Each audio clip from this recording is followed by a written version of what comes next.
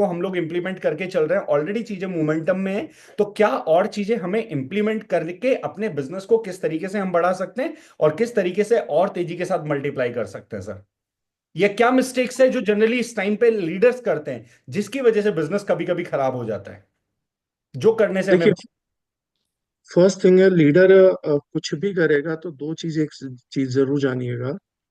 जो भी टीम उसने अपने साथ रिक्रूट की है बिजनेस को करने के लिए, लीडर के हर एक्शन का रेसिप्रोकेटिंग इफेक्ट उसकी टीम पर जरूर जाता है, हर हालत में जाता है। अगर मैं अतिशयोक्ति नहीं बोलूं, और बहुत कम लोग मेरी बात को समझ पाएंगे, एक लीडर जो सोचता है उसका असर भी उसकी टीम पर होता है। बहुत से लोगों को ये मालूम नहीं है। आपकी विचारधारा क्या है, आप जो उनके सामने नहीं कर रहे हैं, अपने घर में अकेले में कर रहे हैं, आप कहीं पे बैठ के आप देख रहे हैं कि रील देख रहे हैं, हम लोग कहीं बैठ के 1.5-2 घंटा हमने रील में पास कर दिया, या हम लोगों ने किसी और चीज में पास कर दिया, तो आप बहुत बार नोट करोगे कि आपका बिजनेस अचानक स्लो होना चालू हो जाएगा। आपकी हर एक चीज का रिजल्ट, हर एक एक्शन का रिजल्ट आपकी टीम पे पास ऑन हो रहा है, एक्टिवली और पैसिवली। हम लोगों का ये मानना है कि ज्यादातर हम एक्टिवली चीजों को इन्फ्लुएंस करते हैं। मैंने आज तक 99% लोगों को लीडरशिप में एक बात को करते हुए देखा, जिसको बोलते हैं मैनिफेस्टेशन। पावर ऑफ मैनिफेस्टेशन की लोग बहुत बात करते हैं, मैनिफेस्ट करो, मैनिफेस्ट करो, मैनिफेस्ट करो। लेकिन एक बात बताइएगा कि एक है एक्टिव मैनिफेस्टेशन में you are forcing your brain to think in an order, कि मेरे को ये चाहिए, ये अचीव करना है, ये कैसे होगा, अपने ब्रेन में उसकी डिटेलिंग कर रहे हैं। लेकिन अगर आप बैठ के एक तरीके की रील्स को लगातार वॉच करे जा रहे हो, क्या आप उसी चीज को पैसिवली मैनिफेस्ट नहीं कर रहे हैं लाइफ के अंदर? तो आप उस चीज को मैनिफेस्ट ही कर रहे हैं। इसीलिए बोला जाता है कि what ever you have in your present life, उसको आपने पास्ट लाइफ में, मतलब पिछले कुछ सालों में अट्रैक्ट किया था। आज आप जो हैं उसको आप पिछले कुछ सालों से अट्रैक्ट करते आ रहे हैं। एक व्यक्ति मुझे बोलेगा कि सर मुझे अपने फ्यूचर की टेंशन है, और वो व्यक्ति बोलेगा कि मैं क्या करूं, मेरा फ्यूचर आपको क्या लगता है कैसा रहने वाला है? तो मैं बेझिझक बता सकता हूँ उसका फ्यूचर टेंशन में ही रहेगा, क्योंकि इसने अपने फ्यूचर में टेंशन को ही अट्रैक्ट किया हुआ है। तो अगर जो व्यक्ति, अब इसको मैं साइंटिफिकली बताता हूँ, अगर एक व्यक्ति आज सारा समय टेंशन करने में खो रहा है, तो उसके फ्यूचर में कोई टेंशन ना हो, ये होगा कैसे? टेंशनें एक्शन करने से खत्म होती हैं, टेंशन लेने से खत्म नहीं होती है। लेकिन आज अपने फ्यूचर के लिए उसको एक्शन लेना था, और आज वो एक्शन की बजाय टेंशन में गवा दिया उसने। अगर आज उसने अपनी टेंशन में गवा दिया, तो फ्यूचर में ऑटोमेटिकली टेंशन अट्रैक्ट होकर आएगी। आज उसने एक्शन में गवा दिया है, तो फ्यूचर में ऑटोमेटिकली एक्शन होगा। ये बहुत ट्रू है। 99% लोग बिजनेस को लेके एक्साइटेड नहीं है, मोटिवेटेड नहीं है, उनके पास अपने लक्ष्य नहीं है। वो उसको जुगाड़ू तरीके से कर रहे हैं कि मेरा काम किसी भी तरीके से चल जाए, मेरा अपना एक ड्रीम है, मैं वहां तक पहुंच जाऊं। वो एक बड़ी विजन लेके बिजनेस को डेवलप ही नहीं करते हैं। 99% लोग जो नेटवर्क मार्केटिंग में भी कामयाब नहीं हो पाए ना, उनका एक ही एटीट्यूड उनके बीच में आ जाता है कि उन लोगों को एक चीज रहती है कि कोई मसीहा है। इस इंडस्ट्री में ज्यादातर लोगों के फेलियर का रीजन एक ये भी है कि उन्होंने माना कि ये इंडस्ट्री शायद आम लोगों के लिए क्रिएट करी गई इंडस्ट्री है, ये आम लोगों को सूट करेगी, शायद उनके साथ अलाइन कर दी गई है प्रॉपरली। लेकिन वो लोग एक बात भूल गए कि ये इंडस्ट्री आम लोगों के लिए बनाई गई इंडस्ट्री नहीं है। ये एकमात्र ऐसी इंडस्ट्री है जिसके माध्यम से आम आदमी भी बिजनेस कर सकता है, लेकिन आम रहते हुए कामयाब नहीं हो सकता। एक आम व्यक्ति अगर खास काबिलियत रखता था, तो नेटवर्क मार्केटिंग के जन्म से पहले उसके पास प्लेटफॉर्म नहीं होता था। उसकी एक बड़ी लंबी चौड़ी एंट्री फीस होती थी कि आपको कोई बिजनेस करना है तो आज से कुछ सालों पहले 20 लाख लेके आओ, 10 लाख लेके आओ, 50 लाख लेके आओ। तो एक आदमी पहले नौकरी करता था कि मैं जिस दिन 10, 20, 50 लाख जोड़ लूंगा, मैं उस दिन काम चालू करूंगा, बिजनेस चालू करूंगा। नेटवर्क मार्केटिंग के आने से ये टिकट साइज छोटा हो गया। लेकिन इस टिकट साइज के छोटे होने से बिजनेस आसान नहीं हुआ, उल्टा बिजनेस मुश्किल हो गया। आज मैं अगर कोल माइनिंग में चला जाऊं, या मैं पेट्रोकेमिकल क्रूड ऑयल में चला जाऊं, या मैं लिथियम बैटरीज बनाना चालू कर दूं, तो मेरे लिए सिर्फ मैन्युफैक्चरिंग करना है, मुझे मार्केटिंग करने की जरूरत नहीं पड़ेगी।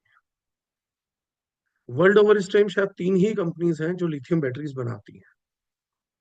अगर मैं चौथा प्लेयर आ गया तो कंपनीज मेरे को ऑटोमेटिकली अप्रोच करेंगी, और मार्केटिंग करे बिना मेरा माल बिकेगा। लेकिन अगर मुझे लिथियम आयन बैटरीज बनानी है, तो मेरे को तकरीबन 20 से 25 हजार करोड़ का फंड मिनिमम चाहिए। सी, आज नेटवर्क मार्केटिंग का युग आज भी है, लेकिन मैं लिथियम आयन बैटरीज के बिजनेस में एंटर नहीं कर सकता। टिकट साइज बहुत बड़ा है, मेरी भी हैसियत और औकात से बहुत बड़ा टिकट साइज है, तो I can not get into lithium ion batteries. लेकिन ऐसा नहीं है कि मैं लिथियम आयन बैटरीज को प्रोड्यूस करने का इंटेलिजेंस नहीं रखता हूँ, या मेरे को तरीके नहीं मालूम है, या मैं उस प्लांट को रन नहीं कर सकता, या मैं फैक्ट्री नहीं बना सकता। लेकिन वो टिकट साइज ही नहीं है, जो 20 से 22 हजार करोड़ रुपए की इन्वेस्टमेंट है, टिकट साइज ही नहीं है। डायरेक्ट सेलिंग से पहले भी यही हालात थे।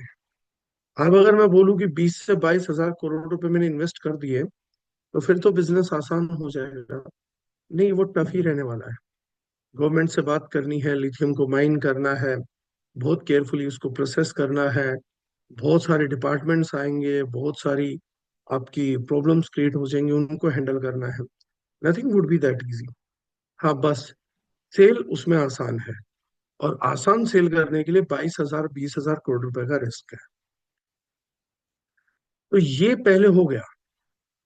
99% जो गलती लीडर करते हैं वो क्या करते हैं, घुस तो बिजनेस में जाते हैं, लेकिन बने वही रहते हैं जो कल थे, 5 साल पहले थे और 2 साल थे।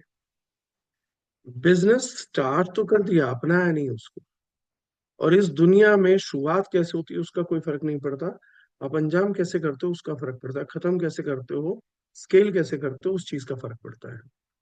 99% लोग अगर यहाँ पर बैठे हुए भी अपने आप को पूरी ईमानदारी से क्वेश्चन करें, तो आप अपना biggest sacrifice for being a businessman क्या किया था उसको एक बार सोचिए। वो कौन सा बिगेस्ट चैलेंज था जिससे आप हेड ऑन हेड भिड़ गए थे बिना डरे, कि मेरे को बिजनेस करना है तो मेरे को इस चैलेंज से भिड़ना ही पड़ेगा। वो लास्ट टाइम आपने कब अपने अपने आप से अकेले व्यक्ति ने हिम्मत करके वो डील क्रैक करी जो आपकी लाइफ को चेंज कर दे। एक बिजनेसमैन की लाइफ में ये चीज अमूमन है, बहुत आसान है। मैं परसों एक सेल्स टीम की मीटिंग ले रहा था 7th को। कोई मिलेगा तो मैं उसका रिजल्ट दिखाऊंगा, 7th की मीटिंग का 8th को रिजल्ट दिखाऊंगा। The person who was not able to do a daily sale of 2000, उसने कल भी 5800 का सेल किया और आज 7500 का सेल कर दिया, 2 दिन की मीटिंग में। सिर्फ मैंने एक ही चीज का उन लोगों के साथ कन्फेशन लिया था, कि बिजनेस सीरियस है, कंपनी सीरियस है, प्रोडक्ट सीरियस है आपको आगे बढ़ाने के लिए। आप कितने सीरियस हो खुद को आगे बढ़ाने के लिए? आपको 20% ग्रोथ मिनिमम रखनी चाहिए, ये भी सॉरी टू से पर मैंने आके आपको बताया। यार इतना तो मतलब कम से कम करो, मतलब ये एक ऐसी चीज है कि मेरे ऊपर एक रिस्पॉन्सिबिलिटी की, कोई व्यक्ति मेरे साथ अटैच हुआ तो मैं 10 साल में भी उसकी जिंदगी बदला देखूं, तो ऐसी क्या बात बोलूं कि जिसको मैं कल को रिपीट कर पाऊं कि यार मैं तो कब से बोल रहा था। तो मैंने कहा कम से कम 20% की तो ग्रोथ लो। लेकिन अगर कोई मुझसे पूछेगा, आप 20% की ग्रोथ की सोचते थे, मैं 200 250 300% की ग्रोथ की बात सोचता हूँ। क्योंकि 20% की ग्रोथ से 10 साल में जिंदगी बदलेगी, बहुत बड़ा टाइम होता है। बिजनेसमैन हम इसलिए बन रहे हैं, बिजनेस हम इसलिए कर रहे हैं ताकि हमारी जिंदगी में हम ज्यादा अच्छा समय जी सके। 10 साल बाद, 20 साल बाद, 30 साल बाद कोई फर्क नहीं पड़ता। सक्सेस डिलेड, सक्सेस डिनाइड, बहुत सिंपल है।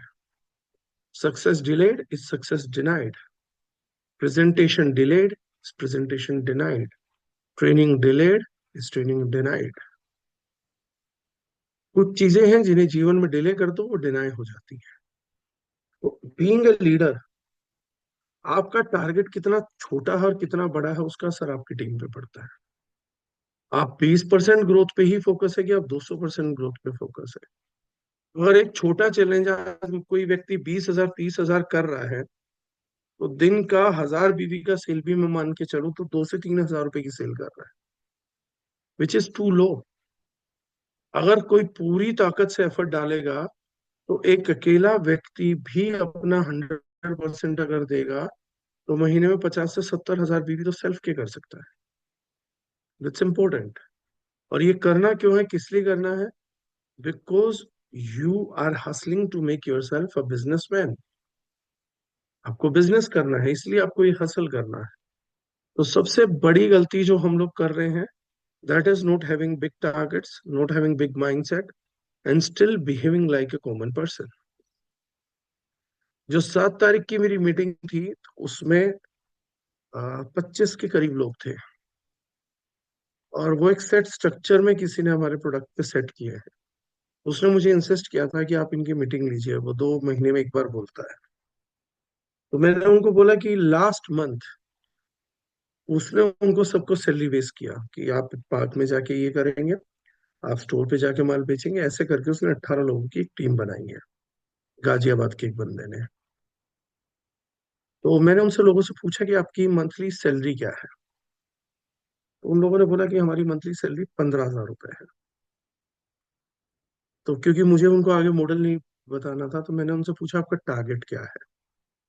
वो किसी ने बताया 1,00,000 रुपए का टारगेट है, किसी ने बताया 1.5 लाख का टारगेट है एमआरपी पे।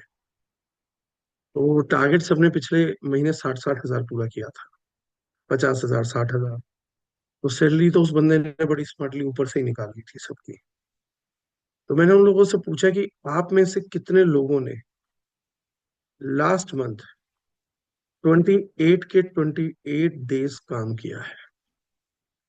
28 के 28 दिन कितने लोगों ने काम किया है 15,000 रुपए की सैलरी पे? एक भी व्यक्ति ने हाथ नहीं खड़ा किया। तो मैंने बोला ओके, आप लोगों को मंथली छुट्टी कितनी अलाउड है? तो उन्होंने कहा 4 छुट्टियां अलाउड है। तो मैंने कहा डन। मैंने कहा 24 दिन किसने काम किया है? तो भी एक भी आदमी ने हाथ नहीं खड़ा किया। तो मैंने कहा आप लोगों को सिक लीव मेडिकल लीव कितनी अलाउड है? तो उन्होंने कहा 2 हमारे को मेडिकल लीव अलाउड है।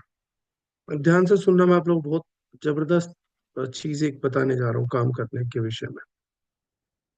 तो बोले कि हमारे को 2 छुट्टियां अलाउड है मेडिकल।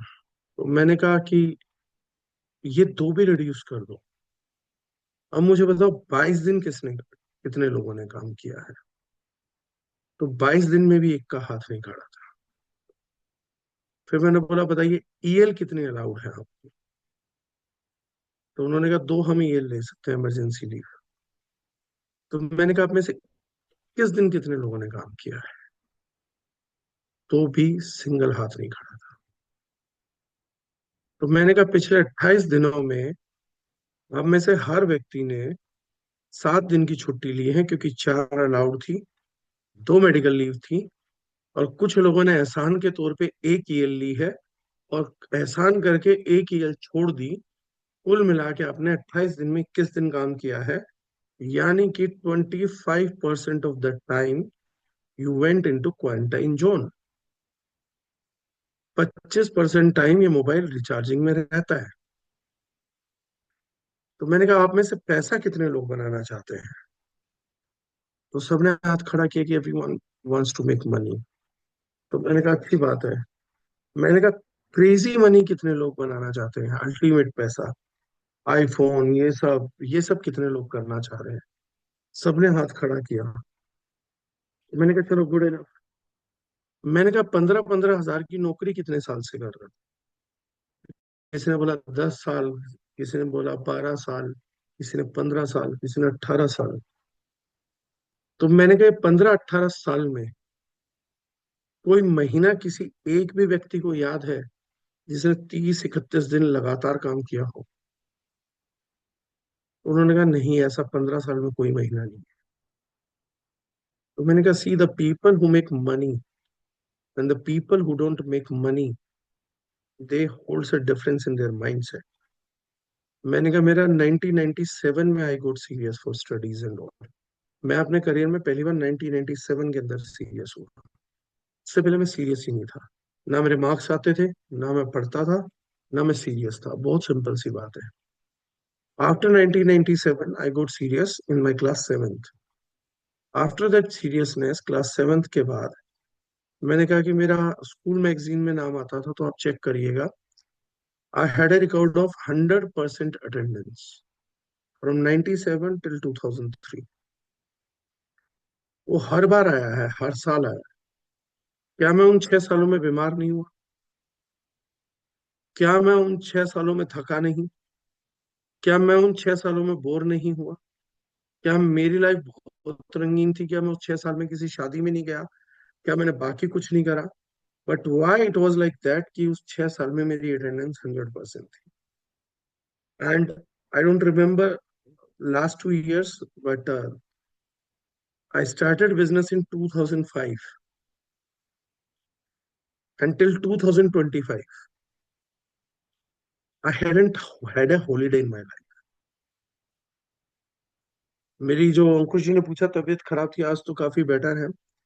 मेरी 6-7 दिन से तबीयत खराब थी, मतलब हल्का फीवर था। I don't take medicine, I never took a painkiller in my life. But इस पिछले 6 दिन में हमने वुमेन्स डे निपटा दिया, जिसमें 2 चीफ मिनिस्टर आके चले गए, एक सेंट्रल मिनिस्टर आके चले गए। पूरा उसका योजना तैयार कर दी, 10,000 महिलाओं को इकट्ठा कर दिया, पूरे इवेंट को हैंडल कर दिया। कल पूरे दिन खड़े होकर उसके फ्लो जो भी ऊपर नीचे होते हैं वो मैनेज कर दिए। बैक स्टेज जाके उनके एंकर को काम किया, वो पैनिक भी सारा झेला। इसी बीच मुंबई, सूरत, अहमदाबाद 3 ट्रिप करके गया हूँ इसी 5-6 दिन में, बैक टू बैक फ्लाइट पकड़ के दिन रात ट्रेवल करके, और लगभग 3 प्रोडक्ट की रिसर्च को फाइनल करके गया। ये सारा इसी 6 दिन में हुआ। सिर्फ 7 का थोड़ा रिलैक्सिंग टाइम था, बट वो कमिटेड था पहले से, तो उन लोगों की एक मीटिंग लेनी थी, वो मीटिंग ली। And it's ongoing. ये बात मैंने आप लोगों को क्यों शेयर करी? ये 2 माइंडसेट, और ये मैं नहीं हूं, ये सब लोग करते हैं। एग्जाम्पल ये है कि वो सामने से दिखता है, नहीं करता। Do I have money to spend holidays? मेरा क्रेडिट कार्ड है, उसी पे मेरे को ताज होटल का 65,000 रुपए का स्टे फ्री है। स्टे, खाना वगैरह 65,000 रुपीज उस कार्ड में ही फ्री है। मुझे 65,000 रुपये स्पेंड करना। वो कार्ड मेरे पास लास्ट मई से है, और अब मुझे उसके रिमाइंडर्स आने लग गए हैं कि सर आपका स्टे एक फ्री है, फिर कार्ड की वैल्यू नहीं हो पाएगी, तो आपने लिया नहीं है वो, अगर आप यूज नहीं करोगे मई में एक्सपायर हो जाएगा। हम 2,000, 5,000, अंकुश जी से मैं उस दिन बात कर रहा था, 7,000, 10,000, ये ट्रिप के लिए जान लगा देते हैं, जान झोंक देते हैं।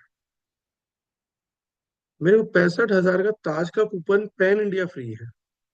मेरी फाइट ये है कि मेरे पास टाइम नहीं है, और मेरा टाइम मेरा बॉस एलोकेट नहीं करता है। और ईश्वर की इतनी दया है कि आज की तारीख में मेरे को कोई पैसे की कमी नहीं है कि मैं इतना सारा टाइम डिवोट कर रहा हूँ कि यार पैसा नहीं होगा, रोटी के लाले पड़े हैं, गाड़ी की किस्त कैसे जाएगी, फ्लैट की किस्त कैसे जाएगी, इतनी हेडेक है भाई साहब इस आदमी को, तो ये तो भागेगा ही नहीं।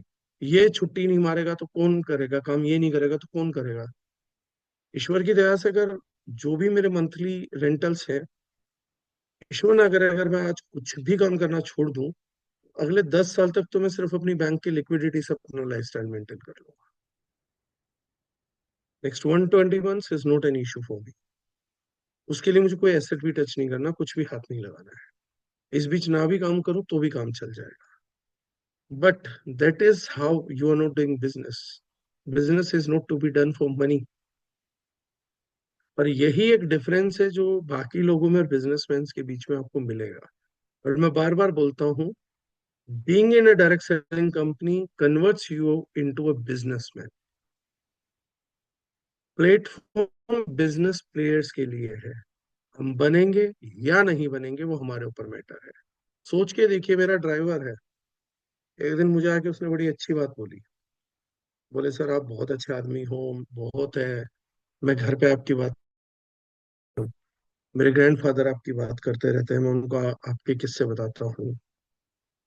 तो बोले मेरे ताऊ जी वगैरह तो बोले थे अपने सर से पूछ ले, कहीं कोई जॉब हो तो हमें भी बताइयो। तो मैं हंस रहा था, उसने कहा क्या हुआ? मैंने कहा मैंने कहा तू जिंदगी भर ही ड्राइवर रहेगा। मैंने कहा और तेरा खानदान भी पूरी जिंदगी ड्राइवर ही रहेगा। तो बोले अरे सर ऐसा क्यों बोल रहे हो? मैंने कहा तेरे घर वाले पता मुझे अच्छा क्यों मानते हैं? क्योंकि तू मेरा ड्राइवर है, और जिनका तू ड्राइवर है वो साहब 18 दिन तो दिल्ली में ही नहीं होते, तो तेरी 18 छुट्टी तो ऐसे ही हो जाती है खुले में। मैंने कहा उसके बाद मैं 12-13 दिन आता हूँ, तो उसमें मेरी कोई मीटिंग सुबह से रात तक होती है, तो मैं तेरे को वैसे ही नहीं बुलाता, कि मेरे को कोई जरूरत होती ही नहीं है। जिस दिन बहुत 5 जगह ना जाना हो, मैं सोचता हूँ एक ही जगह जाना है, तेरे को लेके जाना है। तो मैंने कहा तेरे को सैलरी टाइम पे आती है, टकाटक आती है, लेकिन महीने में तेरी कम से कम 24 छुट्टियां हैं, जो तू घर पे बैठ के लेट के आराम से परिवार वालों को चिढ़ा चिढ़ा के खूब मौज मस्ती से घर में गुजारता है।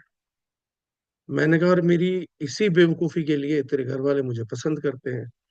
इतना मूर्ख आदमी कोई कैसे हो सकता है कि एक एम्प्लॉय को 24 दिन छुट्टी दे के घर बैठा के भी तनख्वाह दे रहा हो? मैंने कहा इसीलिए तेरी बीवी मेरी इज्जत करती है, कि भगवान हमें देवता दे दिया आपने, कि 24 दिन तो मेरा पति मेरे घर पे मेरे बगल में ही बैठता है, हम मौज की जिंदगी जीते हैं, बच्चा पालने में मेरे साथ है, और तनख्वाह टाइम पे आ जाती है। तो मैंने कहा ये तेरे घर की सच्चाई है, और इसीलिए तेरे चाचा ताऊ के लड़के बोल रहे थे कितना बेवकूफ आदमी कोई है तो हमारी भी नौकरी लगवा दे, हमारे भी ऐसे ही मजे हो जाएंगे। तो मैंने कहा ये तेरे भाइयों का सत्य है। मैंने कहा तुम पता गरीब क्यों हो? मैंने कहा क्योंकि मैं 24 घंटे ये ढूंढता हूँ कि मुझे काम कैसे मिले, और तुम 24 घंटे ये ढूंढते हो कि तुम्हें काम कैसे ना करना पड़े। मैंने कहा जब मैं शुरुआत हुआ था ना, इस बिजनेस में आया था, अपनी लाइफ में आया था, मैंने कहा तो मैंने लाइफ को वहां से स्टार्ट किया जहां हमारे परिवार के पास, आज तेरे परिवार के पास जितना पैसा है उतना भी नहीं था। मैंने कहा लेकिन आज मेरे से बड़े परिवार का आदमी जिसने स्टार्ट मेरे से बड़ा लिया, वो आदमी आज मेरा ड्राइवर रखा हुआ, और उसको तनख्वाह देते हुए मेरे को सोचना नहीं पड़ता, जबकि वो 24 दिन भी काम पे नहीं आता। मैंने कहा मैं सिर्फ 6 दिन के लिए या 10 दिन के लिए तेरे को पूरे महीने की सैलरी पे कर देता हूँ, आज मैं उस मुकाम पे हूँ। लेकिन मैंने कहा तू जिंदगी भर ड्राइवर रहे। कारण क्या है, तुम गरीब भी हो गए पर तुम्हें काम की कीमत समझ नहीं आई। लकी होते हैं वो लोग जिन्हें सुबह 6 बजे आँख खुले तो काम की टेंशन होती है, और रात 2 बजे तक भी काम करते रहे जिनका काम ना निपटता हो। मैंने कहा वो लोग बहुत किस्मत वाले होते हैं। मैंने कहा और सबसे बदकिस्मत आदमी वो है जिसको बिना काम करे उतना पैसा आ जाता है कि घर में बैठ के उसकी दाल रोटी चल जाए, जीवन चल जाए। मैंने कहा इसलिए तू जिंदगी भर ड्राइवर रहेगा। मैंने कहा मैं तुम लोगों के साथ डील करता हूँ तो मुझे समझ में आता है कि मैंने अच्छा क्या किया, बुरा क्या किया। मेरे को कोई सिखाने वाला नहीं था। जैसे जैसे मैं आगे बढ़ता गया तो मैं उन लोगों से ज्यादा बात करता हूँ जो मेरे पिछले जैसे प्रोफाइल में थे, जैसे मेरा ड्राइवर है या बाकी है गार्ड है। तो मैं इनको ज्यादा सुनता हूँ और ये देखता हूँ कि किस चीज से खुश होते हैं, किस चीज से दुखी होते हैं, किस चीज में कितनी छुट्टियां मारते हैं। और वहां से मैं एनालाइज करता हूँ कि हमारी ग्रोथ में क्या चीज फिनोमिनल रही, कि मैंने इतनी ग्रोथ करी कैसे इनमें, और मुझ में डिफरेंस क्या है, बेसिक डिफरेंस क्या है। तो जैसे मुझे किसी ने बोला लाइफ में ड्रिंक, तो मैंने कहा ड्रिंक की कोई यूटिलिटी नहीं है, मुझे करनी नहीं, मुझे दारू पीनी ही नहीं। क्यों पीनी है मुझे मालूम ही नहीं है ना, मैं किसी ड्रिंक व्यक्ति पे कमेंट करता हूँ। लेकिन मेरे को लाइफ में आगे बढ़ना था, तो मेरे को एक चीज समझ आई थी, दारू पीने से जितनी देर दिमाग आउट होता है वो तो मेरी ग्रोथ के टाइम में कम हो ही जाता है ना अल्टीमेटली। तो मैंने कहा इस टाइम को रिड्यूस करो, अदरवाइज मुझे आगे नहीं बढ़ना देगा, दूसरों के कॉम्पिटिटिव एज पे रखेगा। फिर लोग बोलते हैं हमें स्ट्रेस होता भी स्मोक सिगरेट, तो मैंने कहा इसे हटाओ, ये भी तो टाइम टेकिंग प्रोसेस है, पैसा भी खाएगी, इसे भी साइड करो, थोड़ा इसको निकालो। 90% टाइम मैं फूडिंग भी तब करता हूँ जब मेरे को किसी से बात करनी है, तो उस आदमी को मैं डिनर पे ले जाता हूँ, खाना खाऊंगा इतनी देर में बात भी हो जाएगी। The real asset is time. How you are investing your time is how you are creating your future. आज अगर आपका दिन बिना प्रेजेंटेशन के गुजर गया है, बिना सेल्स के गुजर गया है, बिना कोई बिजनेस अपलिफ्टमेंट के गुजर गए तो आज का दिन एक बहुत बुरा दिन था। और अगर आपके पास सुबह से रात तक काम था तो ये एक अमेजिंग दिन था। एक व्यक्ति ने मुझे बोली थी बात, मैं आज आप लोगों को बोल रहा हूँ। एक टाइम पे काम का बर्डन बहुत बढ़ गया और मैं बहुत परेशान था, मतलब मेरे पास बैक टू बैक आज भी है।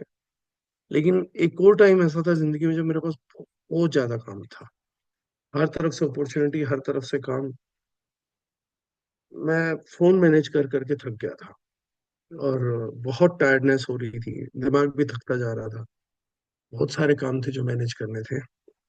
और बहुत कम ये होता है, ऐसा नहीं होता कि मेरे साथ नहीं होता है, होता है। लेकिन बहुत कम होता है क्योंकि पास्ट लाइफ की गलतियों से बहुत सीखा हुआ है।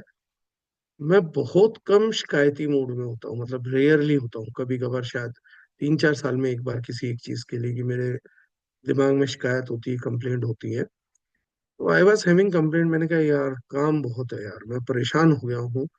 सुबह उठो तो काम की टेंशन, 100 150 150 व्हाट्सएप होते हैं, रात 2-3 बजे तक कर लो। मैंने कहा काम ही नहीं पूरा हो रहा, थकता जा रहा हूँ मैं, टायर्डनेस है। तो वो आदमी मुझे सुन रहा था बड़े आराम से। रात 11 साढ़े 11 बजे हम डिनर पे थे कहीं।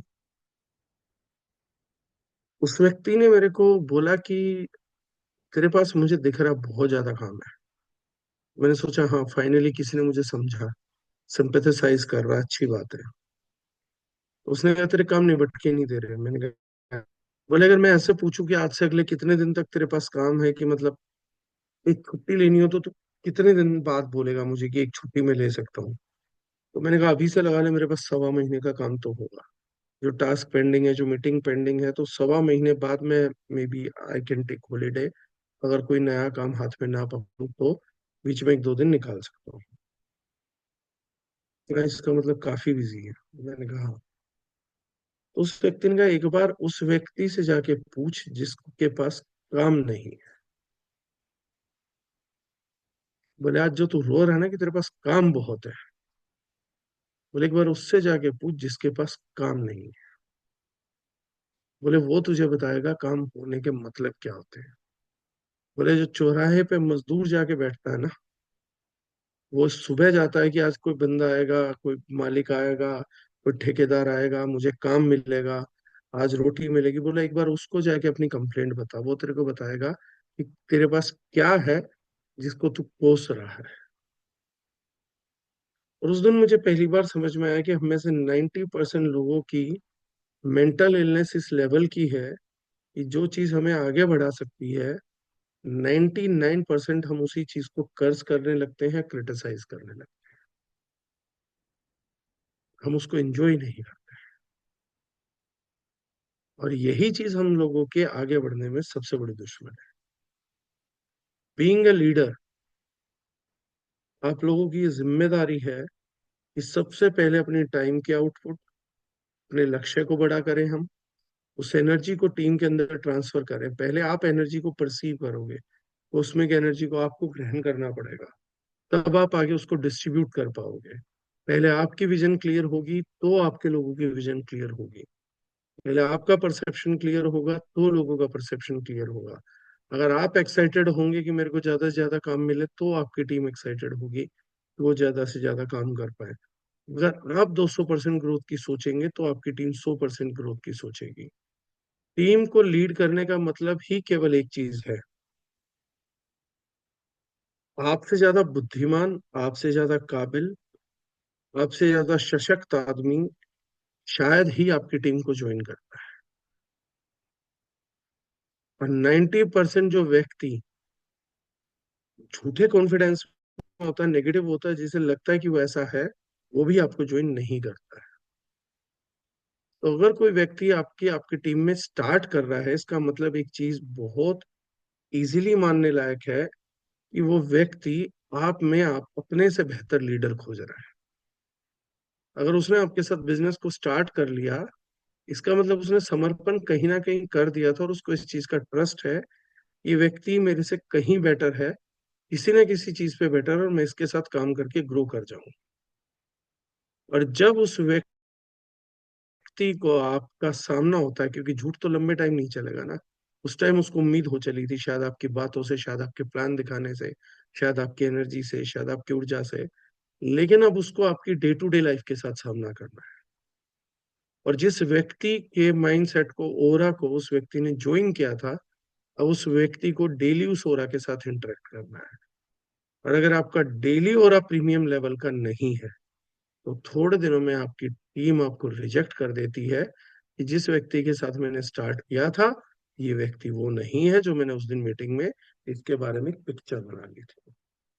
अगर तो ये पिक्चर डेली बड़ी होती चली जाएगी, तो आपका नेटवर्क और आपका लीडरशिप बड़ा होता चला जाएगा। जिस दिन आपकी डाउनलाइन आपका जेन्युइन एग्जाम्पल अपने रिश्तेदारों को देना स्टार्ट कर देगी, नाम लेना चालू कर देगी, उस दिन आपका नेटवर्क बड़ा होना चालू हो जाएगा। और जब तक आपकी टीम, आपका नाम, आपका एग्जाम्पल, आपका उदाहरण अपने परिवार में, अपने यार दोस्तों में, अपने रिश्तेदारों में नहीं दे पाती है, तो समझिए कि हमारा रियल इन्फ्लुएंस हमारी टीम के अंदर नहीं है, हमारे काम का स्तर उतना बड़ा नहीं है कि हमारी टीम उससे इन्फ्लुएंस होकर आगे बढ़ पा रही हो। तो the first thing is make your self, give your self a target कि मेरी टीम मुझे उदाहरण के तौर पे देखेगी। वो भले ही सेल्स हो, वो भले ही ट्रेनिंग हो, वो भले ही प्रेजेंटेशन हो, भले ही प्लानिंग हो, भले ही स्ट्रेटेजी हो। उनको अपनी अपलाइन मत सौंपिए कि अरे मुझे छोड़ो, इसको देखो, ये तो उदाहरण है। सबसे पहले अपनी टीम को खुद को एग्जाम्पल करने का मौका दीजिए। आपकी टीम अपनी अपलाइन पे प्राउड कर सके, पहले उन्हें वो मौका दीजिए। उन्हें अपने विजन की क्लैरिटी से इंस्पायर करिए, उन्हें अपनी डे टू डे एक्टिविटी से इंस्पायर करिए, अपने टारगेट, अपने एग्रेशन से इंस्पायर करिए। अगर आपकी टीम आपसे इंस्पायर हो गई, तो वो आपको भगवान बना देगी।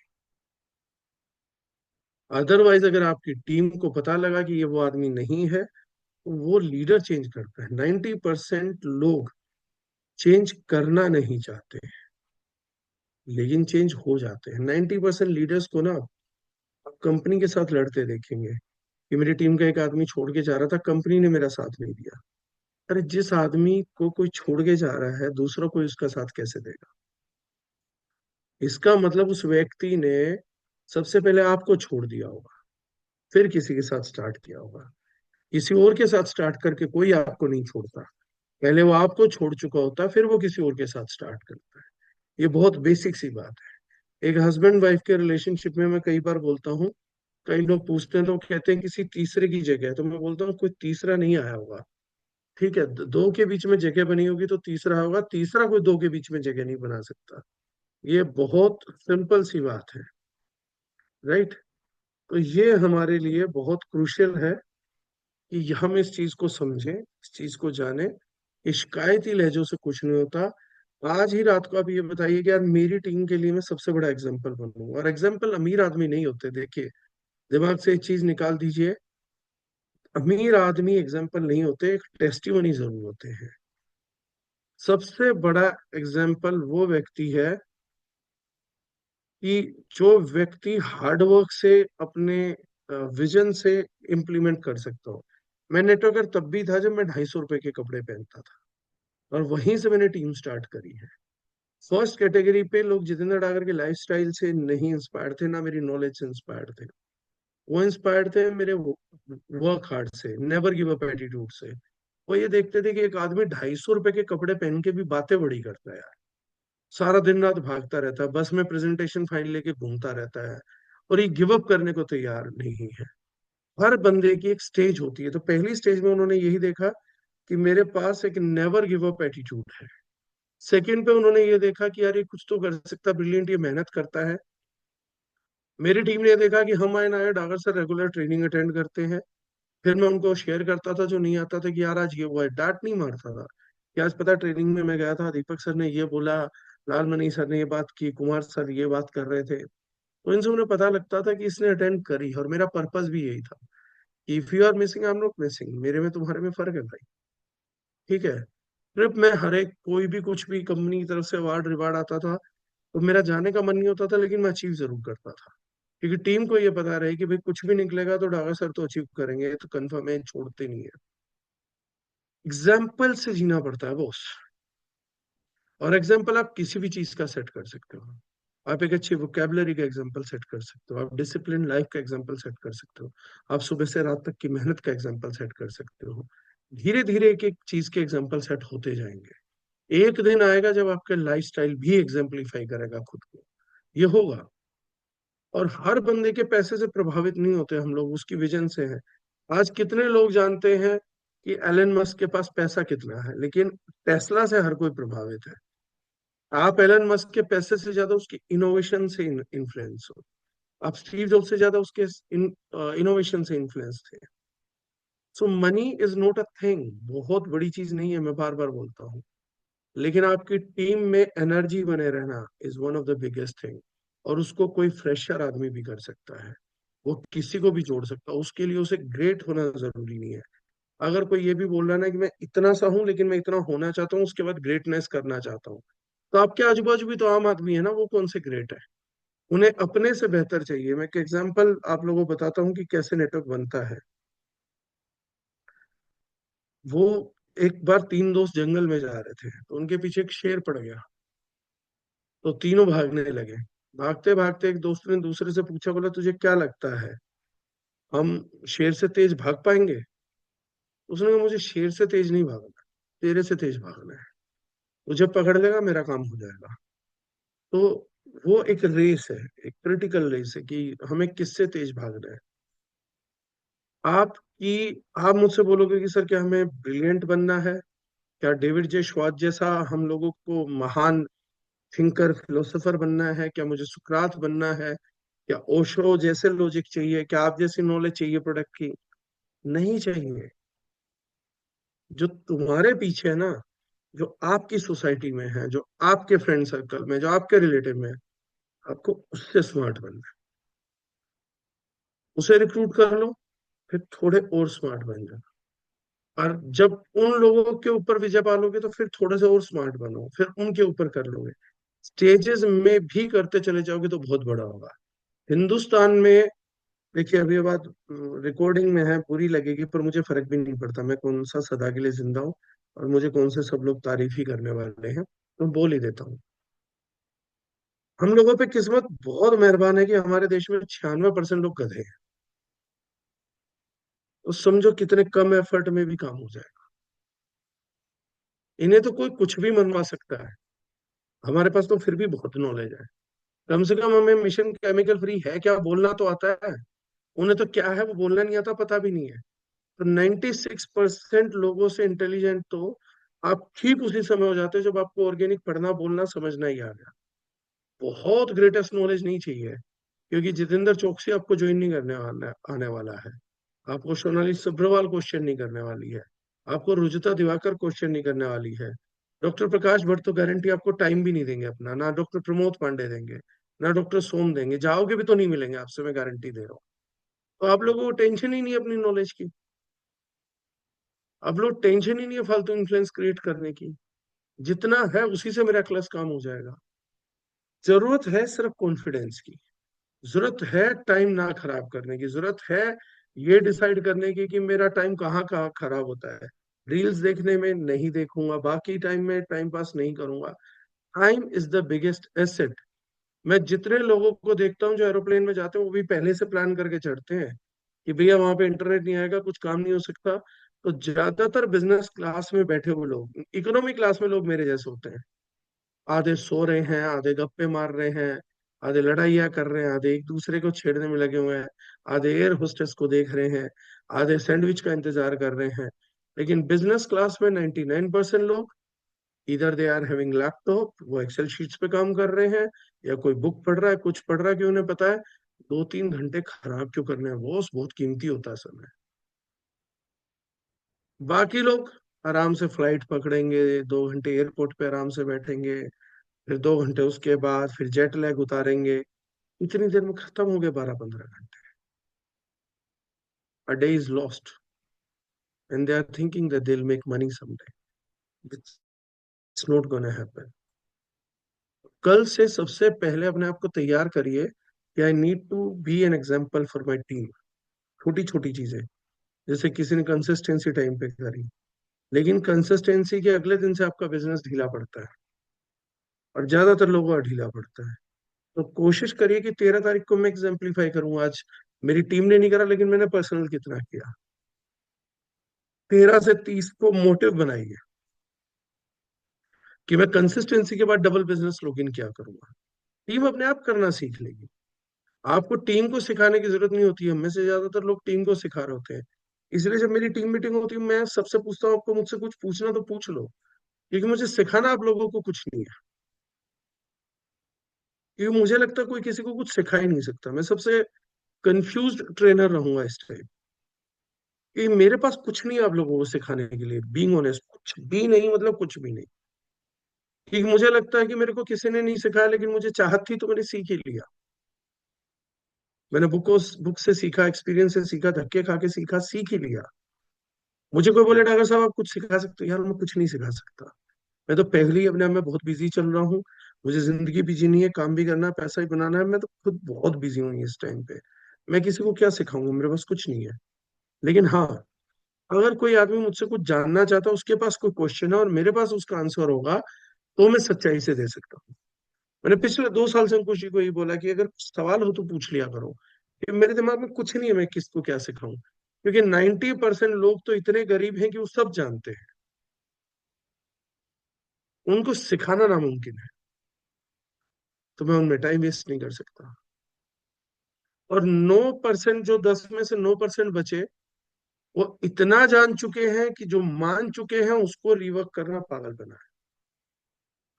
और जो 1% आदमी बहुत कुछ करना चाहते हैं, उनको मुझे सिखाने की जरूरत नहीं, खुद ही आके पूछ लेते कि मुझे ये बता दो, मेरे को ये करना है। बड़ा स्ट्रेट फॉरवर्ड इक्वेशन है। जिसे करना है वो पूछता है, जिसे नहीं करना वो इंतजार करता है कि कोई सिखाएगा तो मैं कर जरूर लूंगा। सिखाएगा कौन आके, और क्यों सिखाएगा आपको? किसको इंटरेस्ट है आपको सिखाने के अंदर? कौन व्यक्ति है इस धरती पे, मुझे उसका नाम बताओ, जो आप लोगों को सच्चे दिल से अमीर बनाना चाहता हो।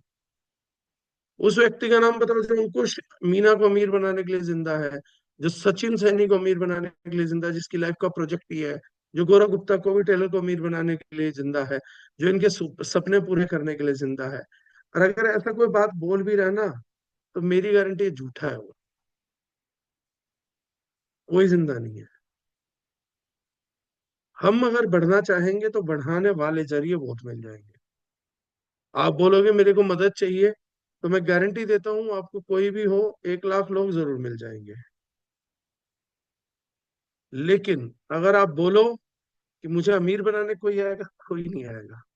कभी नहीं आता, किसी के लिए नहीं आता।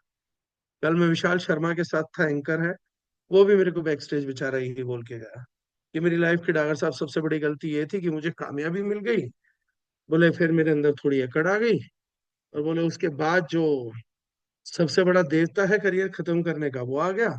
घमंड के साथ बोले मेरे पास आलस आ गया। बोले इससे डेडली कॉम्बिनेशन नहीं था, बोले उसने मेरा करियर बर्बाद कर दिया। बोले मैं एक टाइम पे सक्सेस सक्सेस सक्सेस देखता जा रहा था। कल हुआ, विशाल शर्मा ने भेजा कि यार मुझे आपसे बात करके अच्छा लगा, आप मुंबई आओगे तो मैं मिलना चाहूंगा।